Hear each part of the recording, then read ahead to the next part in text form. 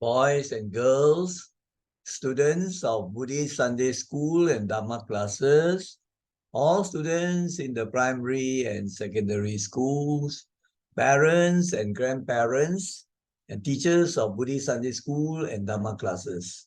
May you all be well, happy, and peaceful. We are going to have a presentation titled Wise Advice the Young Must Heed, or in Malay, nasihat bijak anak muda mesti diikuti. Now, the presentation has the text in English and Malay, but the narration with explanation will be in English. Now, this presentation has very important life lessons or Dharma teachings that will help the young people a lot. As we go over the slides, I will explain what the 12 pieces of advice are. They are very useful for all, not only actually the young, but everybody. But this is particularly directed to the younger generation. So, as usual, we are going to have the PowerPoint. So, let us launch the PowerPoint from the beginning.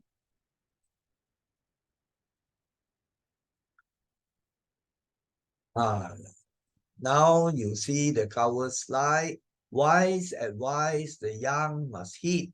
The young must pay attention to and follow, right? To take note of these things, because these pieces of advice are very useful for you to live more peacefully, happily, and be successful. All right, so these are the important things you have to know.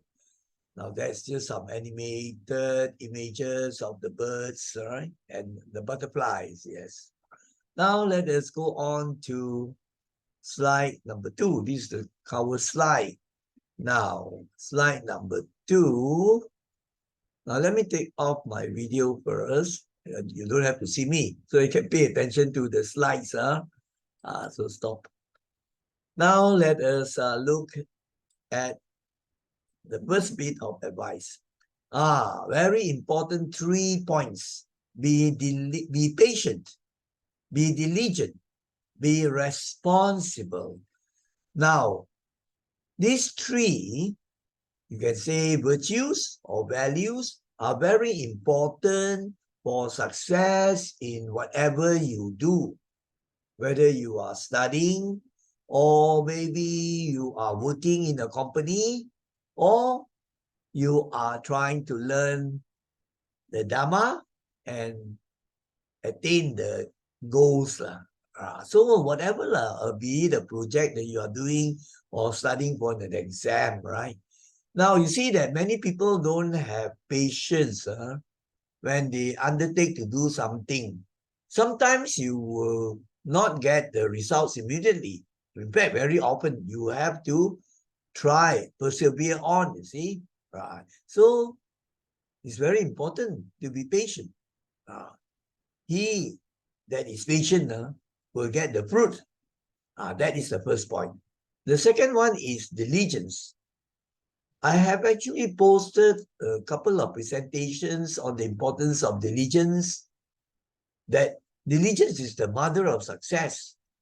Now, even in Dharma practice, if a person is not diligent in his Dharma practice, like learning the discourses of the Buddha, or learning meditation, or learning chanting, he must be diligent and constantly practicing so that you will know the thing very well.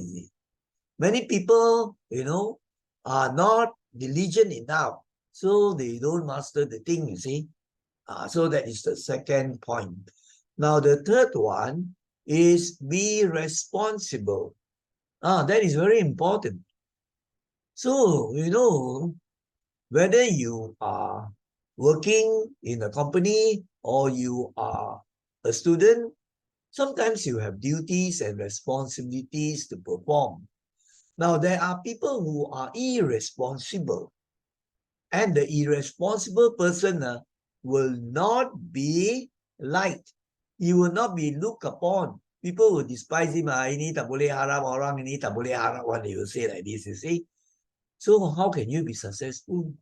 Right? When, you don't have a sense of responsibility to carry out the duties.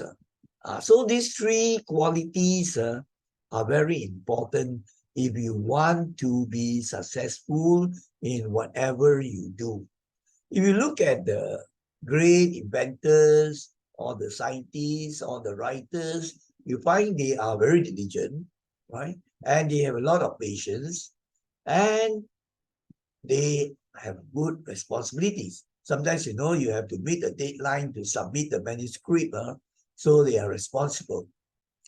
So this is the first set, right, of the 12 things that constitute the wise advisor. Now, the pictures I have chosen some animated images. They have a bearing with the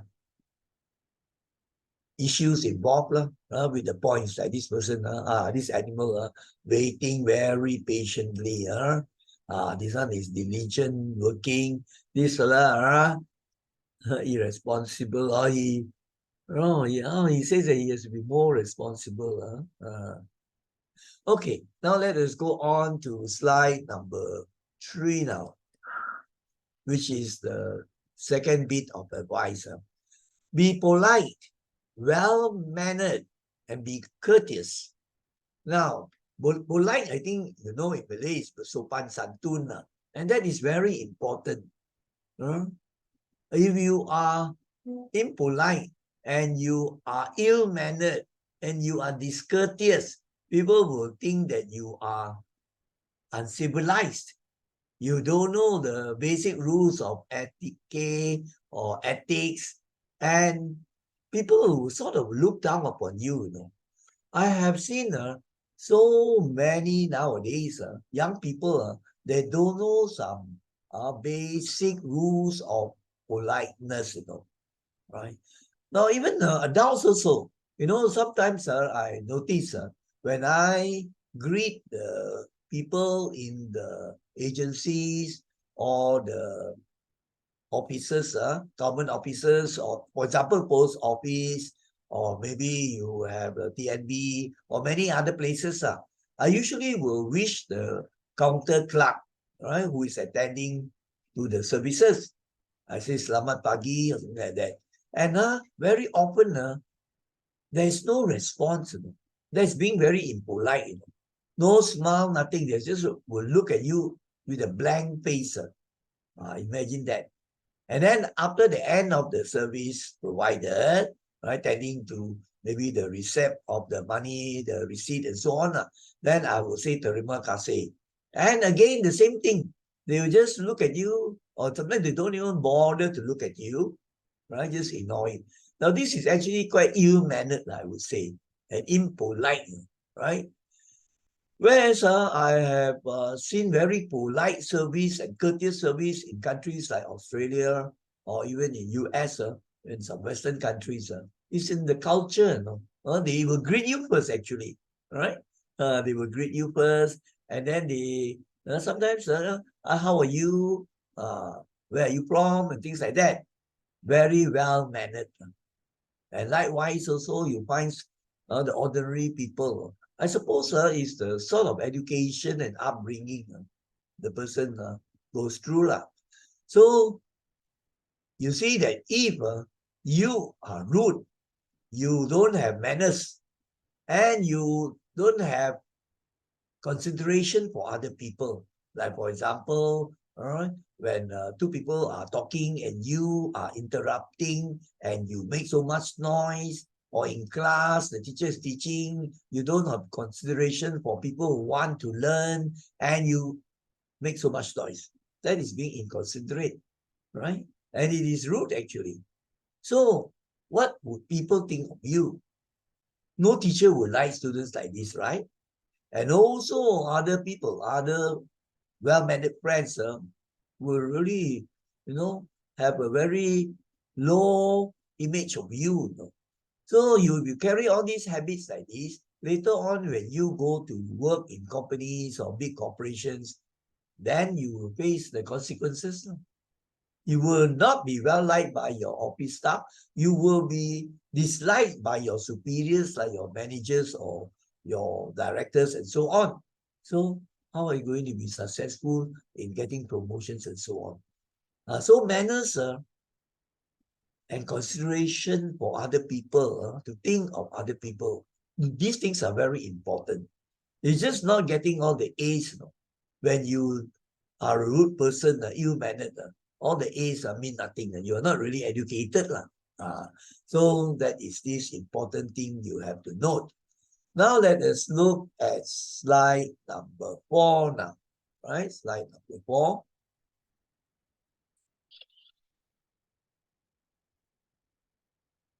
This is slide number 4. Now this pertains to respect. So I'll read the first, the line first. Be respectful, be humble, be gentle. Now, the most important thing pertains to humility, respectfulness. You see, there are people who don't have a sense of respect for people who are more elderly. They don't even respect their parents. You see, the way they treat the parents or the way they talk to the parents, very disrespectful. And of course, being disrespectful towards teachers is a terrible thing, isn't it? Right? People will come to know that these were kurang ajar, right? Very, very ill-mannered. I remember we had students, who would not stand up in the class. The rest would stand up to greet the teachers as selamat pagi cikgu or something like that, And of course, the teacher will greet back. And you have one or two like no respect at all. They will just ignore the teacher and would not even stand up sometimes, right? And some you find disrupt lessons, no respect for the class. Even in the Buddhist Sunday school, we have students like this, right? When the teacher is teaching and talking, no respect is shown, and they talk so loudly. That's terrible. Who would like such students? Isn't it? So we normally counsel them and so on, but some because of the background at home, they were always like that already. So these habits go with them. And if they don't change later on in life, they will encounter problems. And then you have another type of students who are very boastful. All right. I remember I had one student, Form 4, Form 5. He was the top student virtually, but he had this, you can say, not so good quality of being very boastful, arrogant, and proud. When a piece of work is given in class, say, okay, now 10 minutes you solve these problems and tell them. And he very smart, he will finish very fast. And then he will be like a busybody. He will go around the class and look at the work of others and say, ayah, ini belum siapa. Ayo, sangat senang pun tak tahu, bodoh. Ayo, he will say this, But I don't get angry with him. I will counsel him. But over the time, because he would go sometimes on excursions and he would sit next to me. He said, Mr. O, can I sit next to you? I say, yeah, no problem. Then I will slowly tell him. So, of course, later on, I taught him in Form 6 or so. And then he went to Singapore, the university. I think it was Singapore University. And then he was still in contact with me. Now I've lost touch already. How many years already, right? It was in the early 1980s. And then he changed already. He knew actually there are so many things he still doesn't know. There are people who are much better than him. So being humble is very, very important. And then being gentle, not very rough, in your ways, talking at the top of your voice when you are in a situation where there are other people who are carrying out conversation and you shouting like in the market. That's terrible, isn't it? So we must show respect towards parents, grandparents, teachers, and holy religious ones, whether monks are, or maybe the priests are, or the swamis are, or the ustas are, all religions are. So we have to show the respect. Then people will consider you to be a very cultured and educated person, right? This one is just a image animated to show you paying respect to certain things. I mean, sometimes you know the national anthem is being played, so as a mark of respect, so we stand to attention, no speaking and so on, isn't it? I think you know that also, right? This one is I know the Japanese are very respectful and very well mannered. They will bow to each other so many times sometimes. Now let us go on to slide number 5 now. This is a very important virtue of gratitude. All religions talk about the importance of gratitude. I've mentioned before that the Buddha said that in the world, two types of people are most difficult to find, very rare to find. The first type would be the people who are spontaneously very kind and helpful. Without being asked, they will offer their help and they will do kind deeds. Very difficult. Some are asked also won't do it, right? Let alone a spontaneous helping, Then the second time the Buddha said, people who are grateful, right? They don't have the gratitude. And today also you see that so many children also don't really show the gratitude to the parents. The parents are like the gods, right? So you have to be grateful to them, isn't it? They have brought you up and then provided you with all the things, the food, the clothing, the education, all sorts of things. So to be grateful is a good spiritual practice, right? To be thankful. I remember I had students who would not even thank you when you give them a present. Imagine that, right?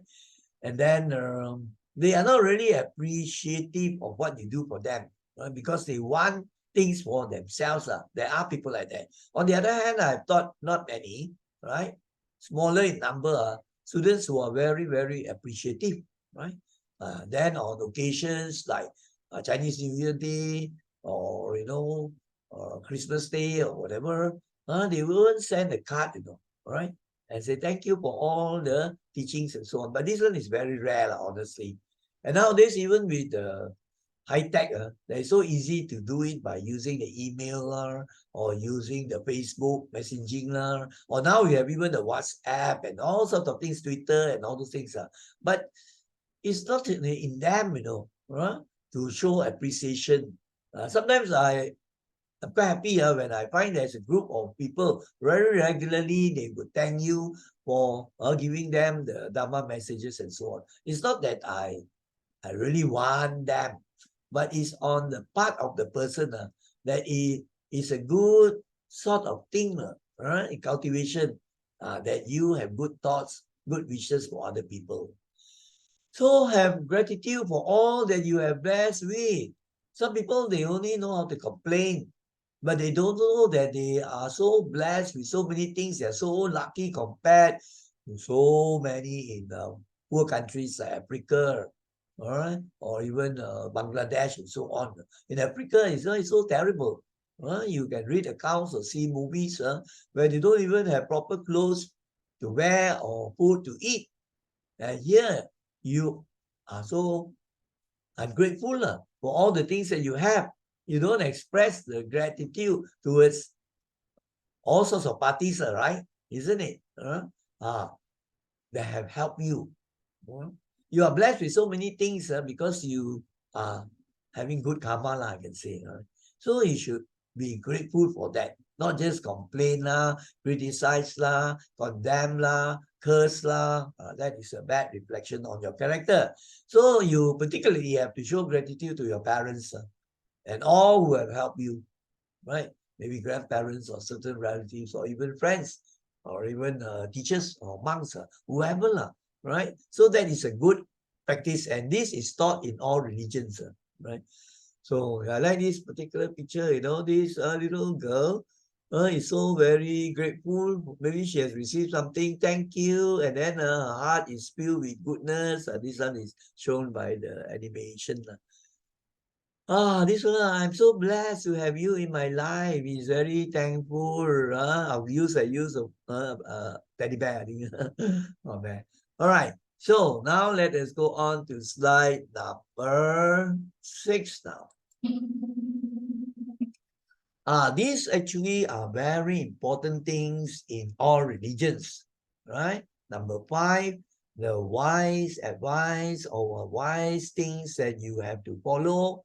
Kindness, compassion, loving kindness, right? Be kind. There is a quotation I remember. Kindness is a language that even the blind and the deaf, right, and the dumb can understand, isn't it? They can feel your kindness. Right? Maybe you give them a pat on their back, right? They can't hear you, but then you can show it by body language, give them a hug, right? And ways of communication, if they can still see, of course, you can show by body language your kindness to them, like giving them a present or something like that, you thought they can't hear, right? So if they, depending, some they are deaf and dumb, some are blind, but they are not deaf. So be kind. Kindness is the language of all spiritual traditions. Very important. If you don't have kindness, you cannot consider yourself a spiritual person, a good person. And in connection with kindness is compassion. You know the four what we call sublime states, the four Brahma Viharas of loving kindness, metta, compassion, karuna, mudita, appreciative joy, feeling happy and joyful at the success of others, and then equanimity, that your mind is so steady, you are not rattled with the happenings, you are so composed, a very steady mind, right? Not easily shaken.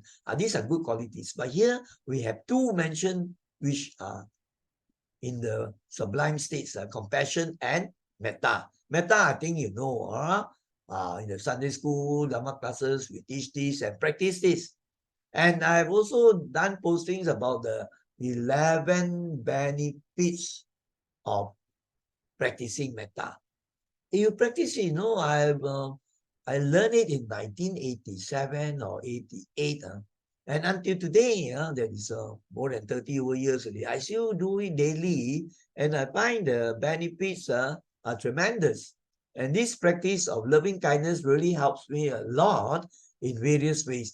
Because of short of time, I have no time to go into the details of the benefits of metta. You can check back the old presentation.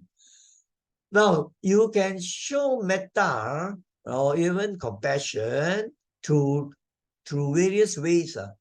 Firstly, the mind door means to think good thoughts about other people, other sentient beings. You can also think good thoughts about your pet dog or your pet cat, right? So loving kindness, metta in your mind and thoughts. The opposite will be negative thoughts about other people, anger, hatred, ill will, aversion. That is not good. It generates bad karma. So you have a mind filled with metta, loving kindness, and think well of other people, radiate the thoughts of loving kindness to people. That is through the mind door. And then when you encounter people, you speak words of kindness. Right? You see the situation.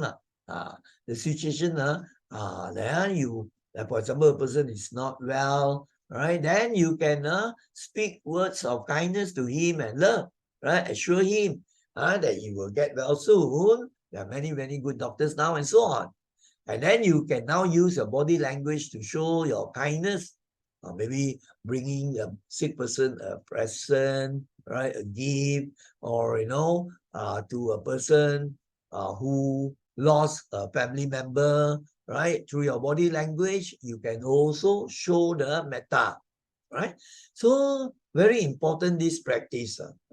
These are the animated images I chose. Like this person, kindness towards metta towards the friend. His umbrella can spring out another smaller umbrella for the friend. You see, this one passing thoughts of loving kindness to each other lah. So now let us go on to number 7 now. Yes, slide number 7. So I hope you understand this wise advice We actually taught the meditation on loving kindness in our association, right? In my adult classes, we carry out regularly.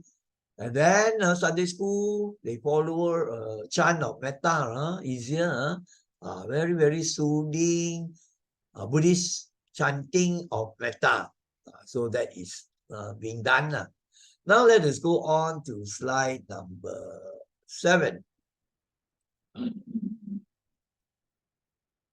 This pertains to right speech. Now, sometimes have you ever wondered, why is it that you have 2 eyes, 2 ears, 2 nostril holes in your nose, right? 2 pairs of hands, 2 legs, right? But you have only 1 mouth. You don't have 2 mouths, another mouth at the back of your head. Very interesting, isn't it? Actually, some people are saying, 1 mouth also can cause havoc already, let alone 2 mouths will be terrible. And that is because people don't practice right speech. Right speech is one of the factors in the Noble Eightfold Path. It is under morality group, and in Pali it is called Sama Vacha. Right?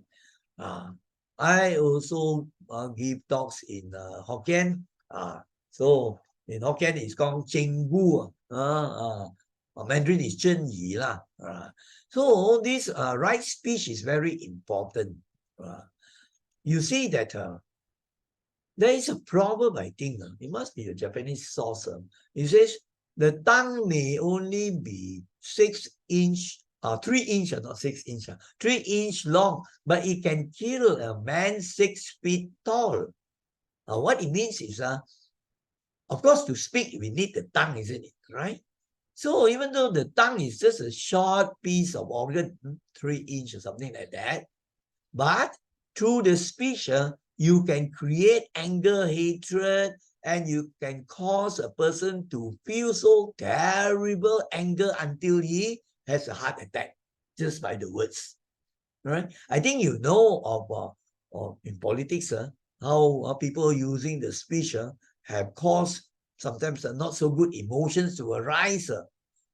Even revolts or revolutions to be started by the politicians giving that type of very, very powerful speeches. But anyway, let us see what constitutes right speech in the Buddha's teachings. Right. Now, right speech actually involves these 4 things. Firstly, you must not lie.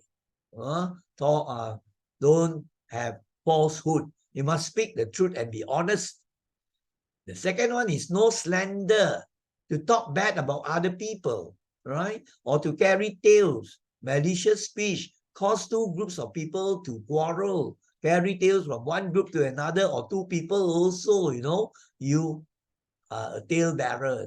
This person said something about you, not good one. Then after that, you tell the other person, that person told me about the bad things about you. So I get so angry, these 2 people, friendship also broken. You are guilty of that. And that is a very, very bad karma. Then the third one is must not use harsh speech, words or talk that can hurt the heart of another person terribly. And some use foul words that cause another person in the company to feel so uneasy. I know. When I was teaching in one of the schools, my last year of teaching, I was handling Form 5 students, and these from young, these students, they are quite nice students, but just they pick up the bad habits. From young, they got these habits of using bad words. They use Chinese. I wouldn't want to say that, right? Bad words, I think you know what I mean, 4-letter words and so on. So early morning, they will wait outside the lab, while I was inside doing some preparation, and they would shout all the dirty 4-letter words. But I slowly taught them. I thought that, some managed to change, some very difficult. So don't have this sort of a speech. Then the fourth one is no gossiping, right?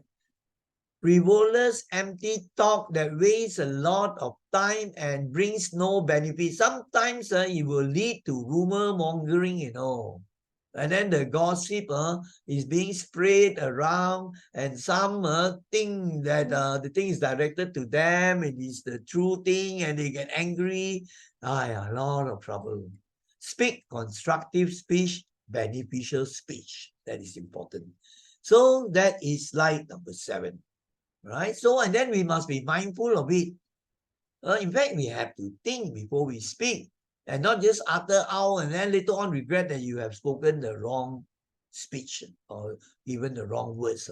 So be mindful, to be aware, to know what is being spoken, and you would have thought about it before you utter the speech. Right? So that is important. Now, this one is just the Noble Eightfold part. So I put the arrow on the third component there, which is right speech. But we are not doing the presentation of Noble Eightfold part today. Now let us go on to slide number 8. And this is the wise advice number 7 now. Right? Do not kill or torture another sentient being. That is very important. I think all the Buddhist students would know about the 5 precepts. And the first precept is put as first of the 5 precepts, probably because the most important. And that is the precept of not killing. Must not kill with intention. I didn't put the word intention here. Of course, if accidentally you step on some ants and you kill them, that is not construed as a bad karma, because you don't have the intention. It was accidental, right? Here actually is meaning that you have the intention to kill. And some people, go hunting, they have intention to hunt and kill that deer or that wild boar. And then the family of the wild boar, these are the monkeys, I imagine so much dukkha and suffering, losing a parent. The animals also have families, isn't it? All right? So killing generates very, very heavy karma, right? And according to the teachings, if a person who constantly kills, then he will have the dukkha, if not later part in the life, right? But then it can be next life, future lives, can carry on. Some people have very short lives. And according to the Buddha, this is correlated with killing, breaking the precept, the first precept, to kill sentient beings. And some like to torture. Some like to torture animals also. I've seen some kids, right, in the kampung that I stayed when I was young. They will use boiling water and pour over the dog or the cat and then some would catch the butterflies, pick up their legs right? All sorts of things. That is terrible. It is a bad action, torturing another sentient being, which also has feelings, isn't it? How would you like it if people torture you? And today also, until today, you have people who torture other people. Of course, you have heard of terrible places like Guatemala, where they torture the people whom they suspect as terrorists. They torture them. And during the Japanese occupation also, there was a lot of torturing going on before the victims were killed. So this is definitely not a good action. And the torture can hurt the mind as well as the body, right? The body, the pain, but the mind, you also, you feel so terrible. I remember I went for one exhibition in the WTC. Yeah, it's all about, the various torture techniques that the soldiers, the armies, or the navies all use in wars. Horrible. So they had, all sorts of tortures. I wouldn't want to mention all. But then there was an experiment. We all took part. I went with one of the students, right? And they put us in a room, right? And then put us, let us hear some music through the earphone. And that music, I still remember, was a Boney M song, Brown Girl in the Ring, tra la la la la. You remember, you might have heard this. So he kept on playing the same line, Brown Girl in the Ring, tra la la la. Well, first time, I also used to like that song. But after listening for 10 minutes, the same 2 lines again and again through your ears, wow, it was a real mental torture. Real mental torture. repeated 2 lines, brown girl in the rain, tra la la, until wow, you feel so terrible. So you see, all forms of torture, though, right? The mind also can be tortured, the body also tortured. So you can think of this. All sentient beings, that includes animals, human beings, animals, they value their lives most. Correct? Who would say, kill me lah, never mind, never mind. When the robbers come also, the most important thing is your life, isn't it? The money you lose, you can still earn back, but not the life that you lose. So some foolish people want to fight with the robbers, in the end they get killed, right? And also people are afraid of being tortured and getting the pain, isn't it? Afraid to be inflicted with pain. So you too value your own life. And you also dread any form of physical or mental pain. Correct? No? You wouldn't want that. If people poke you with the knives or with the needles, or people burn you with the fire, how do you feel? It's terrible. So when you think like this, then you know, oh, I also must not hurt or kill other sentient beings. Then you have compassion arising in your heart. And that is something very good, isn't it? To have compassion for other beings. So remember, this is a very important precept, right? So now let us look at the pictures. You see this, nowadays you have hired killers taking their guns and to kill off certain people. These hired killers, they are paid by the boss and so on. Imagine they do that. There's also killing, intentional killing. And the person who orders the killing has also committed bad karma. This one, of course, I use an animal. Torturing another one. Use a hammer the head. I cover the picture of the person. Right? So it's terrible. So, for all these things, I put a red cross there to show that these are wrong actions, bad deeds, wrong deeds that will generate bad karma, and the fruits will come. Later on, you suffer for that. See? So sometimes you can see nowadays on maybe the smartphone, the TikTok or Facebook or YouTube, there are also pictures. The brother tries to hit another one, and he himself falls down because of the slippery road, and he gets hurt himself, right? He throws a boomerang towards another person, but boomerang can come back one. So the boomerang comes back and hit himself. So this is what we call action and reaction.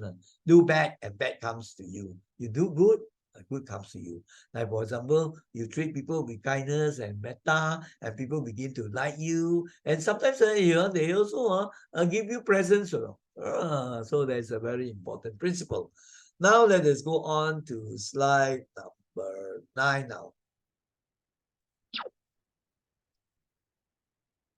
Do not steal or take what is not given to you. This is an important precept in the 5 precepts, remember? Right?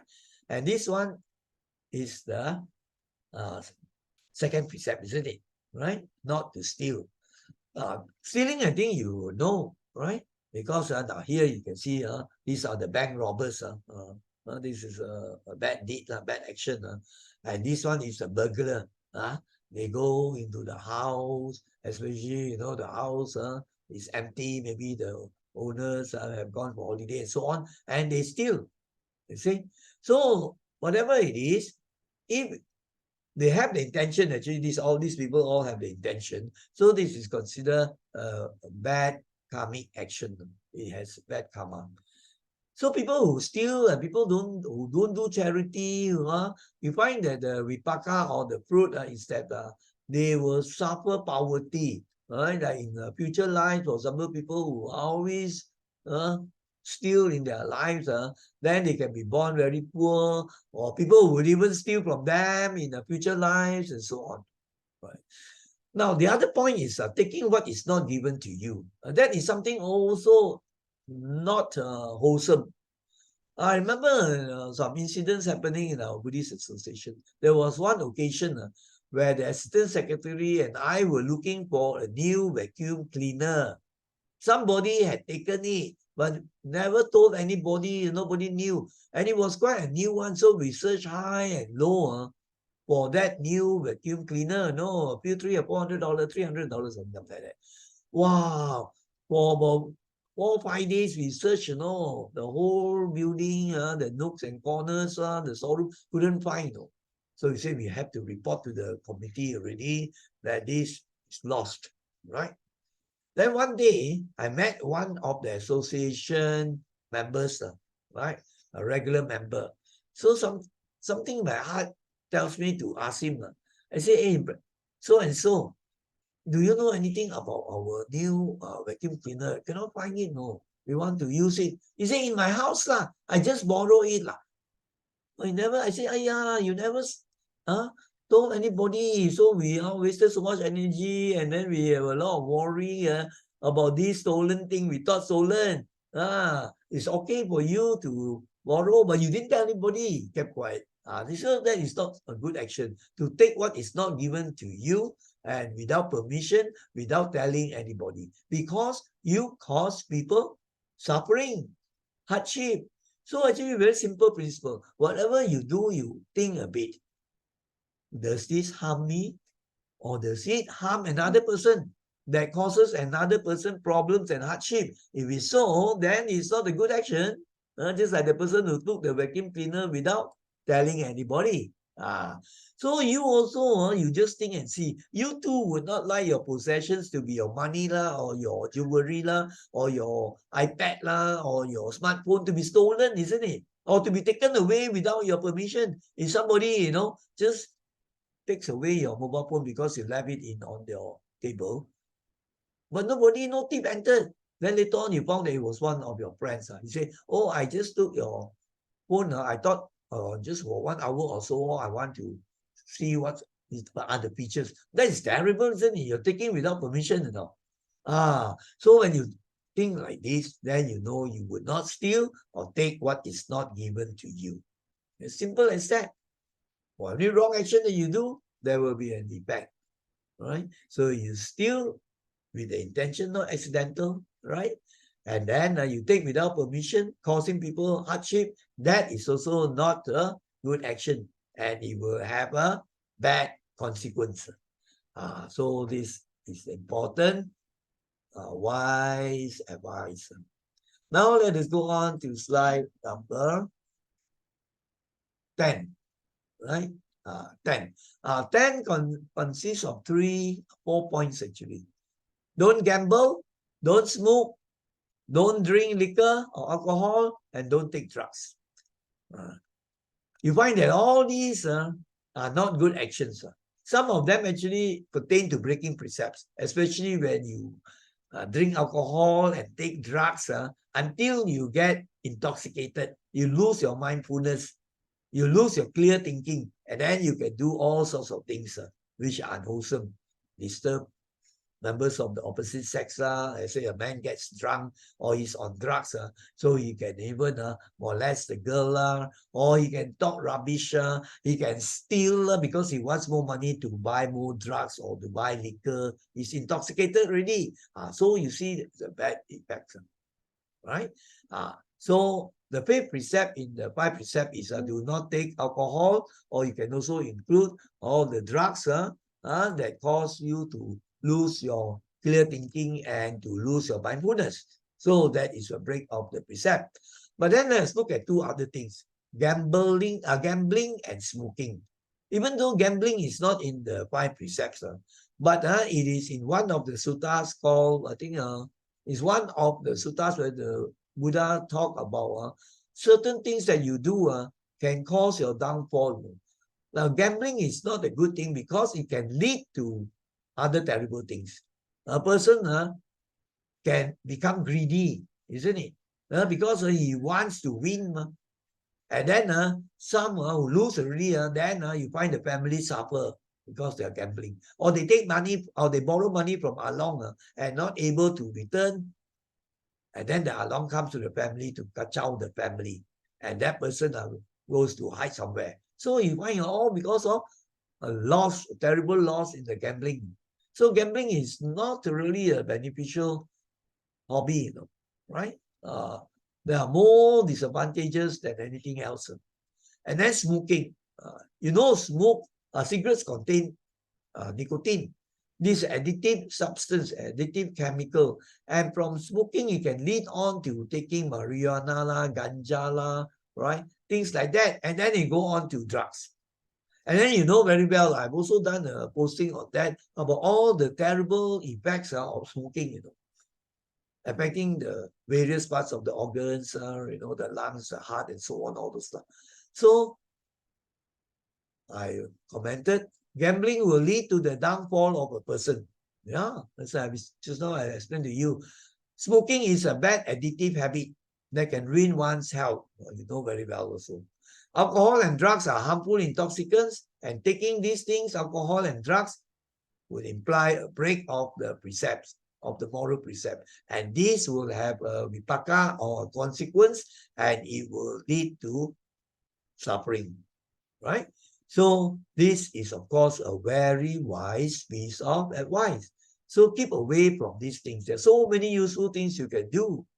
You can read a good book, you can listen to very good music, you can play games or sports, and then you can learn so many useful things from the internet, computer, matters, so many good things. Why you want to indulge in these sort of things that will really bring you harm and suffering later on? Sometimes it's the company that the person mixes with.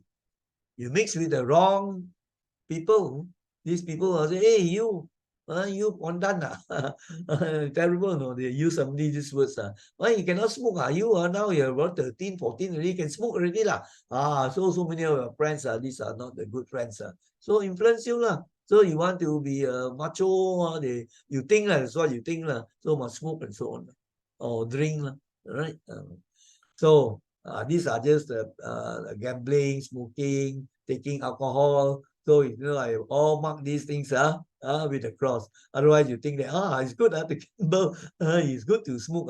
So I mark it with a cross. These are not the good things to do. So now we have reached slide number 10. So now let us go to number 11. Right?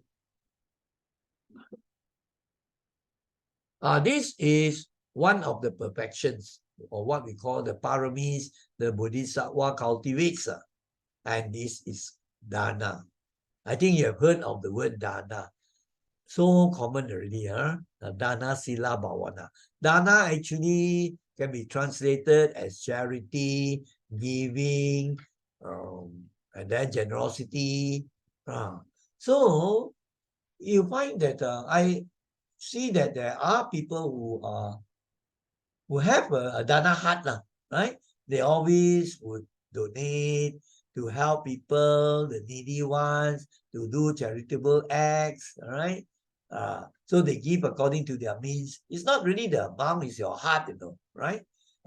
If a poor person gives $1 with a very sincere heart, and the person is feeling very joyful before giving, during giving, and after giving also, that dana is better, than maybe a millionaire who gives maybe $100, right? And he gives the $100 for so many photos taken, right? So many people know of it. Whereas this poor fellow $1, he just gives that poor beggar, nobody knows.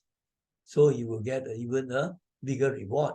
So it's not so much the amount, it's your heart and your intention, right? So charity, I think you know. So many here you have a gotong royong picture, right? You see people helping even the primary school students, help in various ways. That's a good thing, right? They don't get paid, just voluntary service. It's a gotong royong project, this sort of thing, actual situation. And then of course you can give, in so many ways, not necessarily money only, right? You can say kind words, right? You can send people good wishes, and then also you can sometimes you bake a cake and you give to one of your neighbors or your friends as a dana. So many ways. I don't think that every time money. No, it's not that. And then Some cannot afford, right? So they help. Like in the association, there are so many who are actually doing quite good work in Dana. No? They help to sweep the floor, take care of the kitchen, help to teach in the Sunday school, help to cook for the camp participants. So many ways. Some will help to show the movies in the auditorium, all sorts of ways. But it's interesting, the Buddha teaching mentioned of all the dana things, all the things that you can give, the greatest gift, the greatest dana is what, is Dhamma dana, to give Dhamma to people. You might wonder, why is it so? Why Dhamma dana is the most important? Because Dhamma, is a treasure beyond measure, right? It's really the truth and tells you the way things are. So if a person can learn this and then changes take place in his mind, it becomes more peaceful, more joyful, more happy. Right? It's fantastic, isn't it? Because he has got the gift of Dharma. And not only in this life only, right? He carries on in future life because it's in the mind. The mind has transformed already. So you find, you can understand now why the gift of Dharma is the greatest gift, the greatest dana, right? And so you can share, share what you know of the Dharma to people. You must use your wisdom. Some people are not interested, you better don't do. They scold you, see. So this is dana. Then helpfulness, I think some people, they are some young ones also very helpful. They will come and then help to water the plants or even to sweep. Where some are very self-centered, in a way selfish. And today I would say you have more selfish people than more people who have a dana heart to help and give. It's a fact. The Buddha mentioned this already, right? They only want things for themselves, right? What can please themselves. The ego self is very strong, see? So you have to, when you practice, at first you feel maybe, you want, and every time ask me to give and so on. But then a time will come when you can feel, wow, you're very happy to help, You're very happy to donate, because you're cutting your ego self. You have to practice and find the truth of it, right? The joy of dana, we call it, right? Whereas today, so many materialistic, no money, no talk. How much are you going to give me? That sort of thing. So it's just for money, money, money. Dana is not like that, right? So this is, and then the vipaka is, if you do the dana, it leads to happiness in these and future lives also, right? So if people do the dana sila, observe the precepts, always do charity, in future lives, as many monks have given talks on this, and it's in the scripture, if you do dana and you do sila, that means to observe your precepts, your future lives, you'll be reborn in the heavens, or you come back into the world as human beings, fortunate ones, and you won't go to the hell or the ghost or the animal realms. So this is mentioned in Buddha's teaching. Now let us go on to slide number 12. This pertains to the practice of mindfulness. Just now we mentioned about being mindful when we speak, right? So now we are going to a broader ground on right mindfulness. Basically, we are more concerned here with right mindfulness. Now, when you say you are mindful, it means you are aware, you know, right? You have the attention on it. You're not like blur, no, right? You forget this, forget that, you don't know what is happening. The opposite of this is mindfulness. Remembering the good things that you have been taught and doing those things. Giving attention to the things that you ought to do because you recall what you have been taught in the Dhamma. You are aware of things that happen within yourself, your mind and your body, as well as in the environment. So that is mindfulness. Now, you see, this person, just to show you that he is aware of the things that go through the sense doors. The taste, right? He knows. Eating. You find some people, when they eat, they also want to read newspaper. wow, doing two things at one time. So you can't really be mindful of what you are tasting because your attention is diverted to the news in the newspaper, isn't it? So this one is telling you that all the senses very alert, right? What happens to the mind, he knows, right? Any touch, he knows. Any sound coming, he knows, right? And of course, he cannot see because he's blindfolded. But let's say if he's not blindfolded, then all the senses are very alert. What he sees, what he hears, what he smells, and what he tastes, and what comes into contact with his body, and what happens in the mind. He knows all these things. That is being very mindful. Right? Now, in the scripture, you have one sutta we call the Satipatthana Sutta, the four foundations of mindfulness. That here you are telling, they are mentioned that we have to be mindful of the body, right? Whatever happens within our body, we need to be aware to know. We have to be mindful of the feelings. Then we have to be mindful of the mind, the things that occur, right? In the mind states, right? The thoughts and all those stuff. These three. And the fourth one is be mindful of the Dhamma, all right? Of the Dhammas. Now, you see, if you carry on this practice, you really develop the mind. This is a very important practice, right? You develop the mind and your mind becomes more alert, more attentive, more aware, more focused, more composed, more concentrated. Imagine so useful for students where you practice mindfulness, you get better concentration, then you learn better, you do better in your exams also. And these conditions now will allow the wisdom to come out, the wisdom to arise in the mind, not from the outside, from inside. So here, is connected. A person that is mindful will be heedful, actually. Heedful, that means careful, right? Be cautious, to pay attention to, especially dangerous things, that be careful. Sometimes we are not mindful, not careful, not heedful. You walk along the road, you kick a big stone and you fracture your, maybe your ankle bone or what lah, right? Luckily you don't kick a bucket lah. Kick a bucket, you know what I mean? Kick a bucket means you die. So very important whatever you do, all right? So now we are going to slide number 13, all right?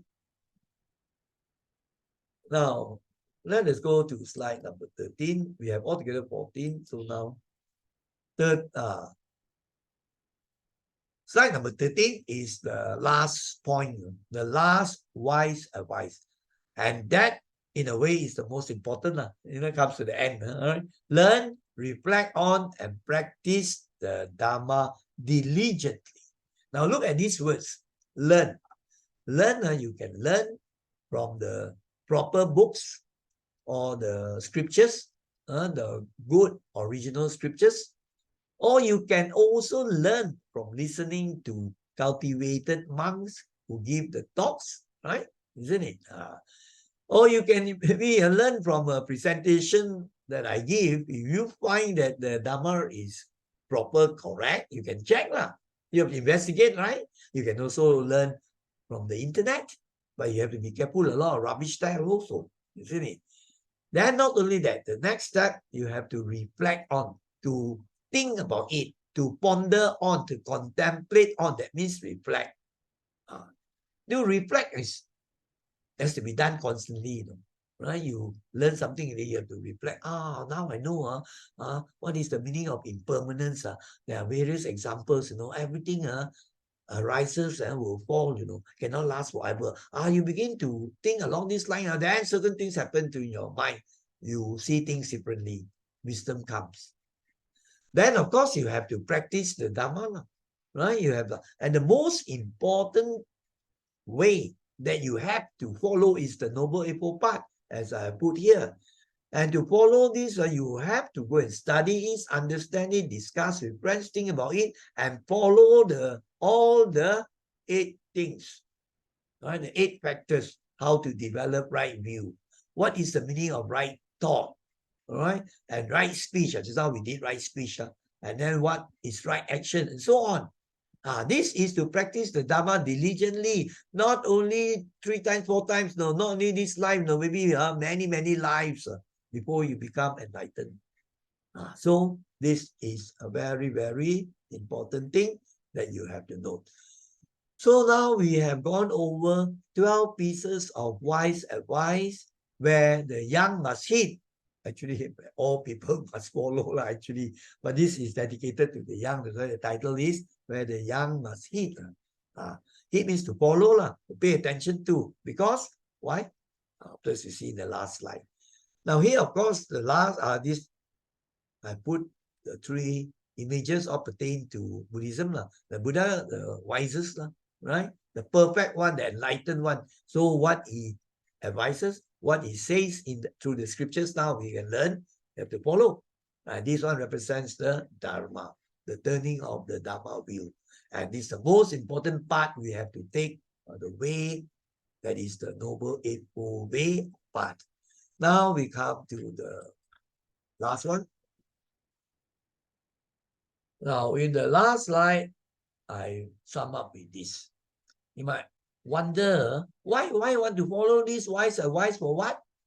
So many things I can see on the TikTok or the YouTube or the Facebook. Now I must go and follow this wise advice. Is it really wise? You have to test out and find out and see. Now I wrote, when wise advice is followed diligently, the young ones will grow up much more peacefully. So you see, if you learn and then follow the wise advice diligently, that means not just, very, very lightly, they do a few times a day. Always diligently. Then you find as you grow up, your mind becomes stronger and better, and you can understand things better, more clearer.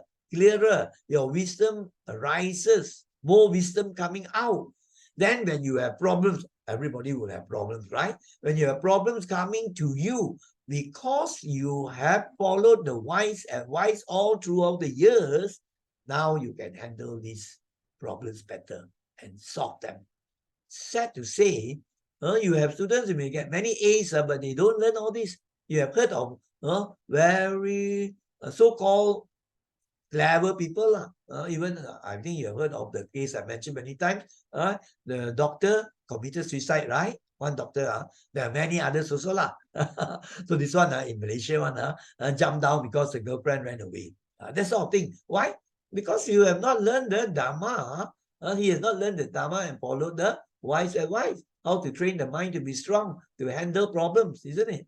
So now you understand why you must follow the wise advice from the right source.